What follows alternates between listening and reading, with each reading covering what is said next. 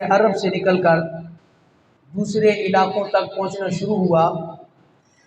ایک تو یہ موضوع اپنے لحاظ سے بڑا دردناک بھی ہے اور بڑا خوبصورت بھی ہے، کیونکہ جب اللہ کے محبوب صلی اللہ تعالیٰ علیہ وآلہ وسلم اور آپ کے اصحاب مکہ المکرمہ کو، توجہ میری طرف آپ نے رکھنی ہے، اس کو چھوڑ کے جا رہے تھے۔ آپ کو پتہ نہیں کہ ہم اگر 20 دن کے لیے جائیں اور جب ہمارا ٹکٹ ختم ہوتا ہے، ویزا ختم ہو جاتا ہے، تو آپ کو پتہ ہے لوگوں کی کیا حالت ہوتی ہے؟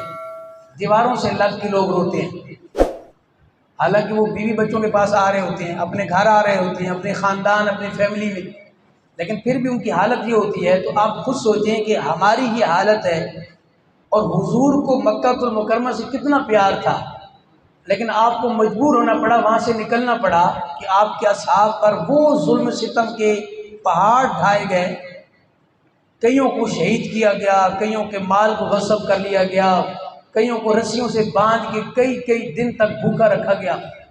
اچھا، شیب ابی طالب کے خالی اگر آپ 3 سال نکال لینا، جس میں سوشل بائیکاٹ کر دیا گیا تھا مکہ والوں نے، کہ کوئی ان سے بات نہیں کر سکتا، کوئی ان سے کلام نہیں کر سکتا، لین دین سب ختم، تو وہ ایک گھاٹی کے اندر اللہ کے محبوب اور آپ کے اصحاب، میں کہتا ہوں یہ موضوع میں بیان نہیں کر سکتا تفصیل کے اندر، اتنا دردناک ہے۔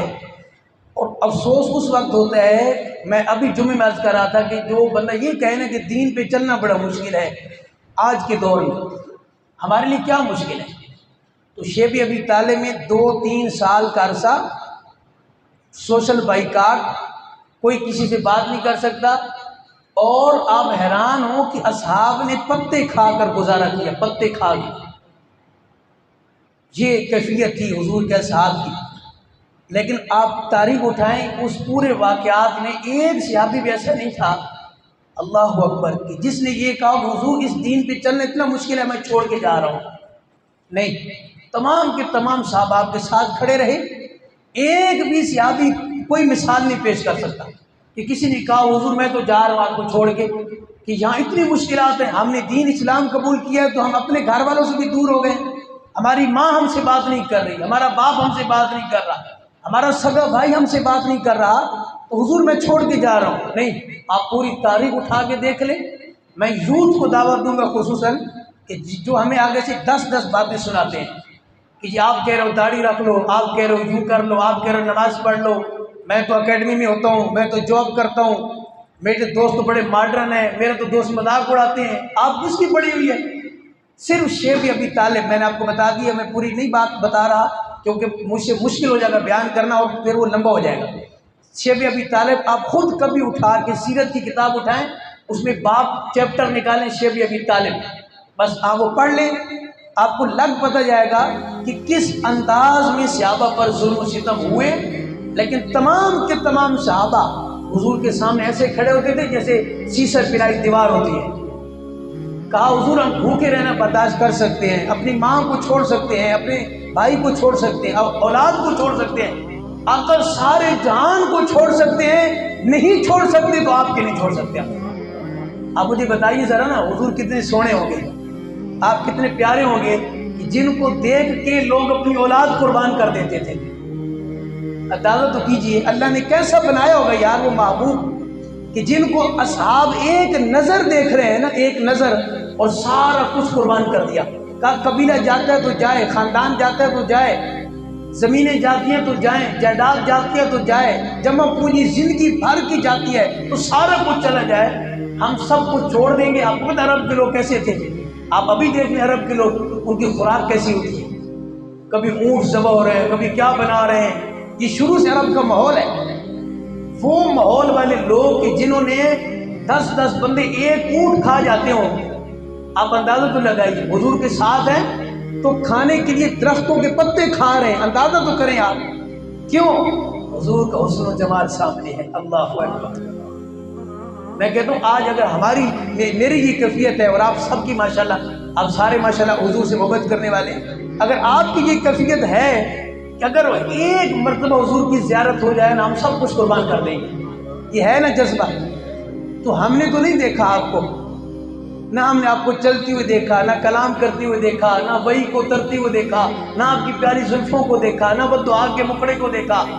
آپ کی گلاب جیسی نا، جیسے گلاب کی پنکھڑی ہوتی ہے نا، آپ کے لب مبارک ایسے تھے۔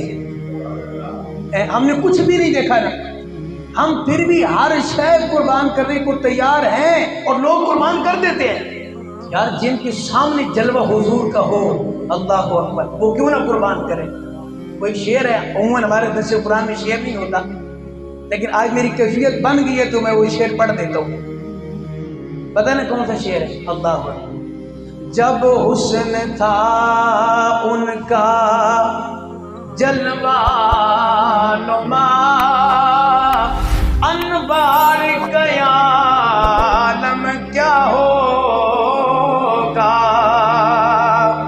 جب حسن تھا ان کا جلوہ نما، انوار قیامت کیا ہوگا۔ ہر کوئی فدا ہے بن دیکھے تو دیدار قیامت کیا ہوگا۔ اللہ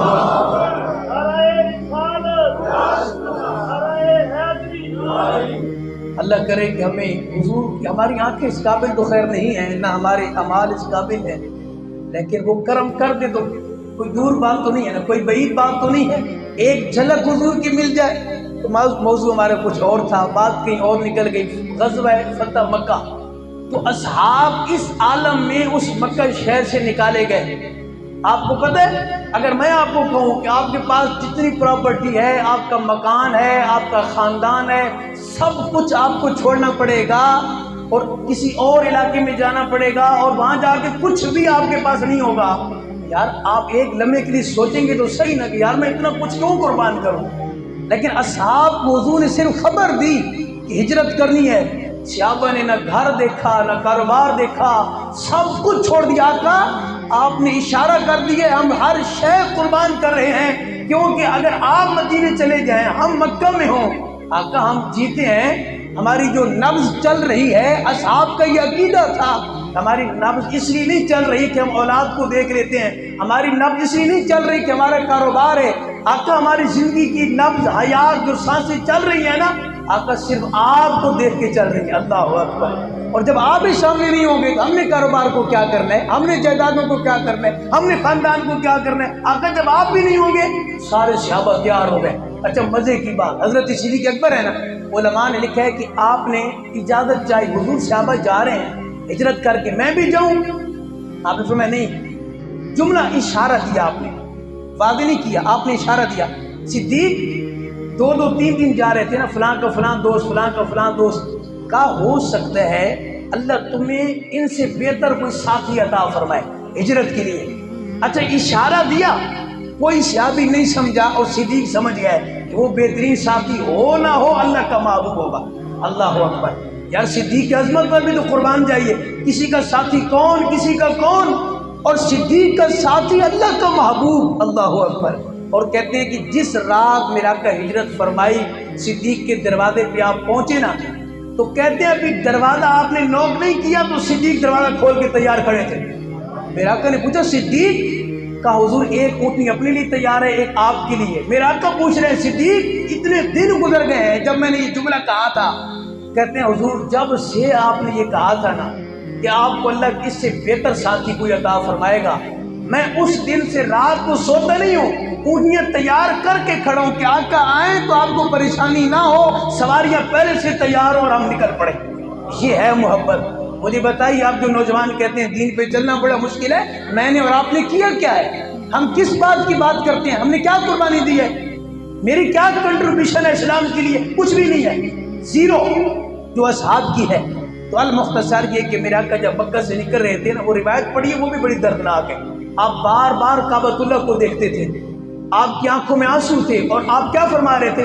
اے کعبۃ اللہ، میں کبھی تجھے چھوڑ کے نہ جاتا، لیکن یہاں کے لوگوں نے ہمیں، ہمارا یہاں پہ رہنا مشکل کر دیا ہے، اس لیے میں جا رہا ہوں، میرا دل نہیں کر رہا یہاں سے جانے کا۔ آپ بار بار دیکھ رہے تھے، اور میں عشق والی بات کر دوں، ایک محبت والی بات کر دوں، کعبہ کو تو آپ دیکھ ہی رہے تھے نا۔ میرا ایمان ہے اس دن کعبہ اللہ بھی یہ عرض کر رہا ہوگا، یا اللہ میرے اندر اگر آ رہی ہے تو تیرے محبوب کی وجہ سے تو آئی ہے، اور آج یہ محبوب بھی مجھے چھوڑ کے جا رہا ہے، کیونکہ کعبہ کو عزت بھی حضور کی وجہ سے ملی ہے۔ ورنہ آپ کو پتہ ہے 17 مہینے حضور نے نماز پڑھی ہے بیت المقدس کی طرف منہ کر کے، اور پھر آپ کی چاہت تھی کہ ہمارا قبلہ بیت المقدس نہ ہو، ہمارا قبلہ یہ بیت اللہ ہو، خانہ کعبہ ہو، تو کعبہ کو عزت حضور کی وجہ سے ملی ہے۔ تو آپ بار بار دیکھتے تھے۔ مختصر یہ بہت ڈیٹیل والا بہت لمبا موضوع ہے یہ۔ آپ جب فتح ہو کے واپس آئے، مدینہ شریف اتنا عرصہ گزارا، دوبارہ مکہ فتح ہوا، آپ تشریف لائے، آخری بات پر توجہ کرنا، یہ غیر مسلموں کو بات سنانی چاہیے، ان مستشرقین کو سنانی چاہیے، ان معترضین کو سنانی چاہیے کہ جو اسلام پہ بات کرتے ہیں، انہیں کیا پتہ انسانیت کی بات کون کرتا ہے؟ میرا اسلام کرتا ہے۔ اللہ کے حبیب بات کرتے ہیں انسانیت کی، محبت کی بات حضور کرتے ہیں، امن کی بات حضور کرتے ہیں۔ پتہ ہے جب آپ کو حضور آئے نا تو دنیا کے فاتح جب ملک کو فتح کرتے ہیں تو آپ نے دیکھا ان کی گردنیں ایسے ہوتی ہیں، گردنیں، اور آگ کے سروں کو آپ نے دیکھا ہوگا، ہزاروں لاکھوں سروں کو قربان کر دیا جاتا ہے۔ لیکن جب حضور فاتح بن کے آئے نا، مکہ میں داخل ہوئے، صحابہ کہتے ہیں ہم حیران تھے، حضور فاتح بن کے آ رہے ہیں اتنے عرصے کے بعد، اور آپ کی گردن مبارک اتنی جھکی ہوئی ہے کہ آگے سواری پر آپ کی گردن لگ رہی ہے، آپ کا سر مبارک سر انور سواری پر لگ رہا ہے، آپ نے سر اتنا جھکایا ہوا ہے، اتنی عاجزی ہے۔ وہاں فاتح بن کے آ رہے ہیں، دشمن سامنے کھڑے ہیں اور زیر ہو کے دشمن کھڑے ہیں، فتح کر دیا گیا، لیکن آپ نے سر انور، اور پیچھے کس کو بٹھائے ہوئے؟ کوئی فاتح ہو نا تو غلام کو تو کوئی ساتھ نہیں بٹھائے گا۔ اللہ اکبر، حضور نے اپنے بالکل پاس اور بالکل ساتھ ایک غلام کو بٹھایا ہوا ہے، اور کوئی بھی ساتھ نہیں ہے۔ اور جب آپ تشریف لائے، آپ نے پوچھا ہاں جی آپ بتاؤ ذرا، میرے غلاموں پہ ظلم کرتے تھے، ان کو مارتے تھے، انگاروں پہ لٹاتے تھے، میری راہ میں کانٹے بچھاتے تھے، یہ آخری بات ہے، اب بتاؤ میں کیا کروں تمہارے ساتھ؟ سب کے سر جھک گئے۔ ہم نے تو کوئی ظلم نہیں تھا جو نہ کیا ہو، ہم نے تو کوئی ایسی تکلیف نہیں تھی جو ان کو اور ان کے اصحاب کو نہ دی ہو، آج ہمارے ساتھ کیا ہوگا؟ ان کو تھا کہ ہمارے سر اتر جائیں گے، ہمیں سزا ملے گی، لیکن ایک بولا، اس نے کہا آپ کے والد بھی کریم، آپ کے دادا بھی کریم، آپ بھی کریم ہیں۔ رسول نے وہ جملہ فرمایا لا تصریب علیکم الیوم، جو یوسف علیہ السلام نے اپنے بھائیوں کو کہا تھا، فرمایا آج کے دن تم پر کوئی ظلم نہیں کیا جائے گا، میں نے سب کو آزاد کر دیا، کسی ایک سے بھی بدلہ نہیں لیا میرے محبوب نے۔ اور اس بات کا اثر پتہ ہے کیا ہوا؟ آج بھی غیر مسلم اسلام قبول کر لیتے ہیں یہ والی بات پڑھ کے، کہ جن پر 13 سال ظلم ہوا ہو، جن کے سگے چچا کے اس کو خالی شہید نہیں کیا گیا، حضرت حمزہ کو جسم کے کانوں کے ہار بنائے گئے تھے، کلیجہ نکال دیا گیا تھا، لیکن میرے آقا نے دیکھے کیا ہستی ہے اللہ کے حبیب، میں لا تصریب علیکم الیوم، میں نے سب کو معاف کر دیا ہے۔ اور کہتے ہیں بڑے بڑے دشمن کافر جب یہ جملہ سنا نا، سینہ پھٹا ان کا، اور انہوں نے کہا یہ ہے کریم آقا، کریم محمد، کریم باپ کے، کریم دادا کے پوتے۔ تو کئیوں نے یہ بات سن کر اسلام قبول کر لیا، انہوں نے کہا یہ ہے وہ دین کہ جن پر 13 سال ظلم ہوا اور بدلہ کسی سے بھی نہیں لیا، یہ ہے غزوہ فتح مکہ، جو اکثر قول کے مطابق 20 رمضان مبارک کو ہوا۔ یہ کنفرم ہے کہ ماہ مبارک میں ہوا، تاریخ میں اختلاف ہے۔ اللہ کرے ہم اپنے محبوب کی سیرت کو اپنا لیں، ہم بھی معاف کرنے والے بن جائیں، پیار کرنے والے، محبت کرنے والے بن جائیں، بدلہ میں قصاص میں کچھ بھی نہیں رکھا، اور آخری بات تکبر نہ کریں، سب کچھ اللہ نے عاجزی میں رکھا ہے۔ آپ جس مقام پہ ہیں، جس منصب پر ہیں، اللہ کا شکر ادا کریں۔ آپ سے زیادہ قابل اور پڑھے لکھے لوگ دھکے کھا رہے ہیں، آپ کی قابلیت کی وجہ سے، آپ کے فن کی وجہ سے، آپ کے ذہن کی وجہ سے، آپ کی محنت کی وجہ سے آپ کو مقام نہیں ملا ہوا، اور آپ کے فضل کی وجہ سے ملا ہوا ہے۔ وآخر دعوانا ان الحمد للہ رب العالمین۔